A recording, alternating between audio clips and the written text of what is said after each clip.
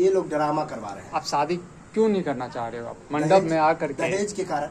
दहेज के कारण? हाँ, इसका पापा और इसका जीजा, बड़े जीजा जो थे, हाँ। ये बात हुआ था, तय हुआ था। हम सरकारी टीचर हैं। अच्छा, ठीक है। हाँ। और इसका पापा कहा कि हम 10 लाख रुपया एक 4 चक्का, हम डिमांड रखे थे 4 चक्का, लेकिन हाँ। 4 चक्का नहीं दे पाए ये लोग। कहा कि हम बुलेट गाड़ी देंगे। हाँ। तो बुलेट गाड़ी देख रहे हैं, लेकिन 10 लाख रुपया अभी तक नहीं आया है। शादी के वक्त मिल जाएगा, ऐसे ये लोग बोले हुए थे, लेकिन अभी तक नहीं दिया है पैसा। इसीलिए ये ड्रामा हो रहा है, यानी कि हम शादी नहीं कर रहे हैं। जब तक पैसा नहीं आएगा, क्लियर कट बोल रहे हैं, शादी नहीं करेंगे।